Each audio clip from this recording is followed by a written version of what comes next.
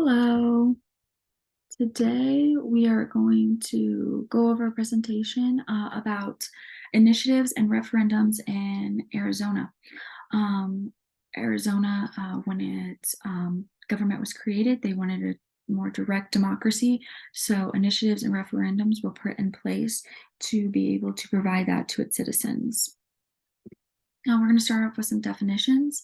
So we have initiatives and referendums. Both have a constitutional and statutory part. Referendums also have a statutory by referendum by citizen petition. They're all fall under the same definition per se. They just can be used in different ways. So initiatives, the voters approve or reject measures that have been drafted by Arizona citizens. So whether it is, and it's a more true people's process. So citizen of Arizona can write a constitutional amendment or write a statute and have it presented, and then it can be drafted, and then it can be voted on, and it can become law for that state. For the referendums, voters can approve or reject measures that are drafted by the legislators. So other than the differences is that instead of having citizens do it, the legislative people are creating the amendments or laws, and the voters get to vote on those before they are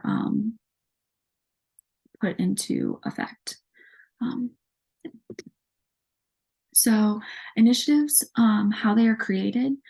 There are two significant stages to go through. The first is the petition. So when an Arizona citizen decides that they want to make a constitutional amendment or come up with a statute, they can receive a form from the Secretary of State, and they can draft up a proposal. This proposal can be in legal writing or non-legal writing. There is one limitation. It only allows for the proposal to be in regards to one subject. So it can't be a catch-all. It has to be specific to one subject in the amendment or statute. After the petition is drafted, it is turned into the Secretary of State, and then it is circulated to registered voters to collect signatures. These signatures are important because in the last election, 15% of the participants have to sign the petition. So it's a significant number of signatures needed to allow the petition to move forward into its next stage.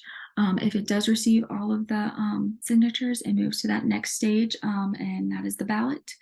It is put, the amendment or statute is put on the ballot in the next general election. It appears as a yes or no vote, and then the citizens vote, and if they receive more yeses than nos, then it becomes part of the Constitution or becomes a statute.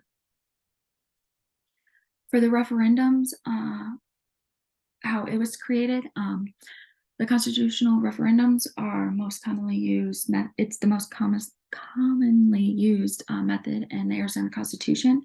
Both the House and the Senate have to approve of the amendment or the statute by a majority vote. This is significant in that many states in the U.S. Constitution use more of a supermajority vote, which allows less amendments and changes. So that the state of Arizona uses a majority allows for it to pass more frequently.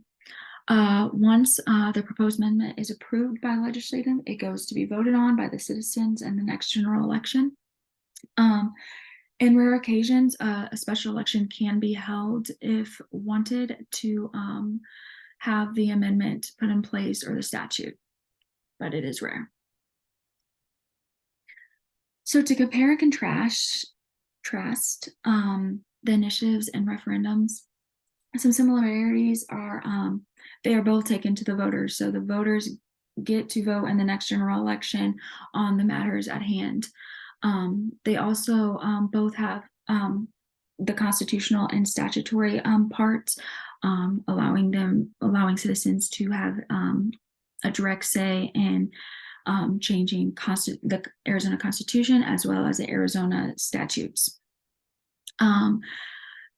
They allow citizens to participate more in their government when there's that direct line of voting or creating. Citizens feel more connected to participating in it. And that goes for in both.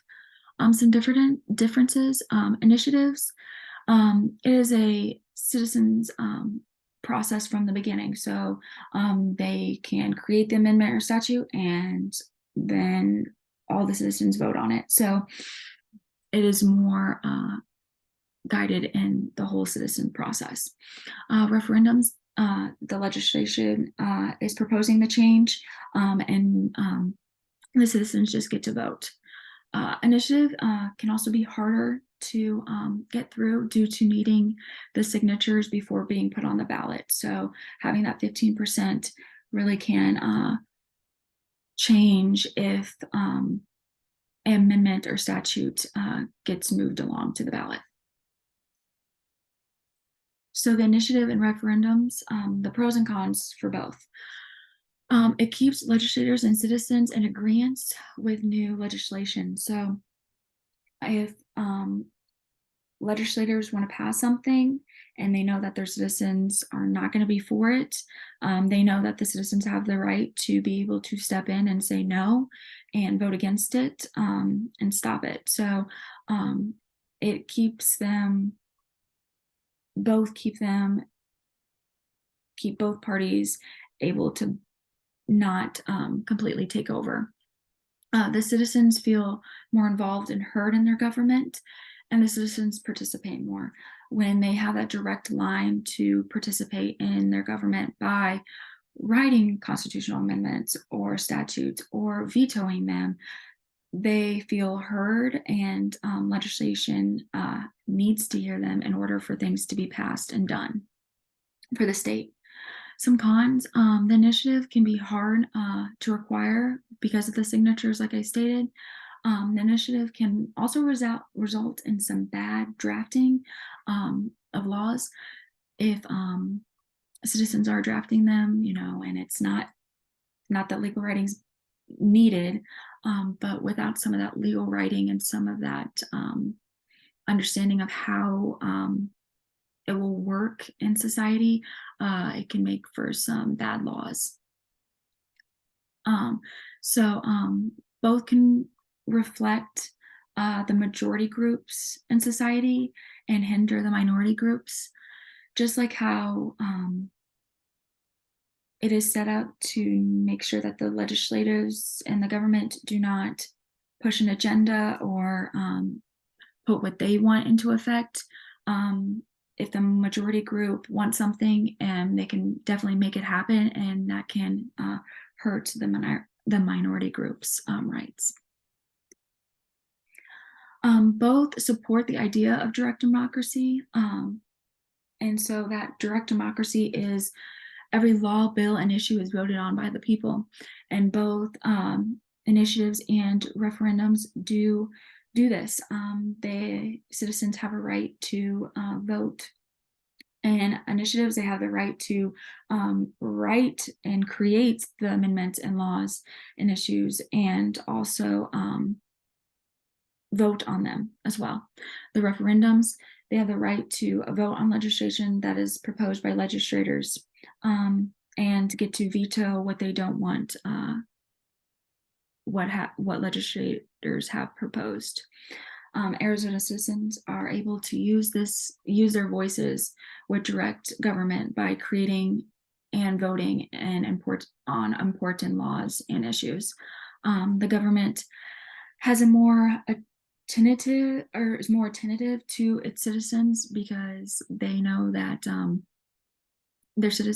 what their citizens are wanting because they're writing amendments, they're writing things in and trying to get things passed on their own. So there's that more being connected in the government with its citizens. And here are my references. Um, thank you.